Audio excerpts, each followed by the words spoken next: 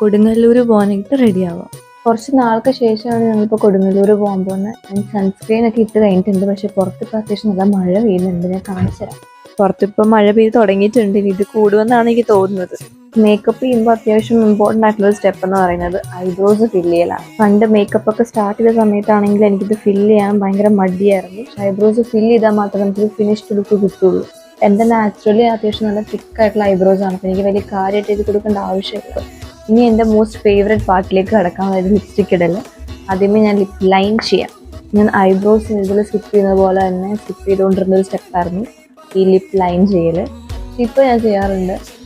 നമുക്കിനി ഈ ലിപ്സ്റ്റിക്കും കൂടെ ഇട്ട് കൊടുക്കാം.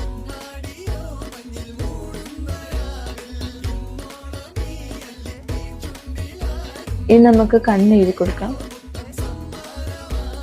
ഞാൻ കണ്ണൊക്കെ എഴുതി കഴിഞ്ഞിട്ടുണ്ടെങ്കിൽ നമുക്ക് പൗഡർ ഇടാം. പൗഡർ എല്ലാം ഇട്ട് കഴിഞ്ഞിട്ടുണ്ട്. നമുക്ക് മുടി സെറ്റ് ചെയ്യാം.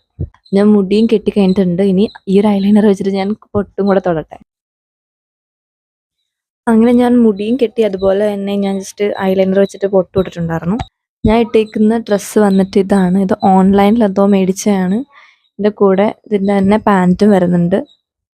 എനിക്ക് ഏറ്റവും ഇഷ്ടപ്പെട്ട പാർട്ട് എന്താണെന്ന് വെച്ചാൽ ഇതിൻ്റെ ഒപ്പം തന്നെ പോക്കറ്റ്സ് വരുന്നുണ്ട്. ഞാൻ ഇത് ഷേപ്പ് ചെയ്തിട്ടില്ല. എന്തോ എനിക്ക് ഷേപ്പ് ചെയ്യാണ്ട് തന്നെ ഇത് ഇഷ്ടമായി. ഷേപ്പ് ചെയ്യാനും തോന്നുന്നില്ല. അപ്പോൾ ഏതായാലും ഞാൻ പോയിട്ട് വരാം. Bye bye.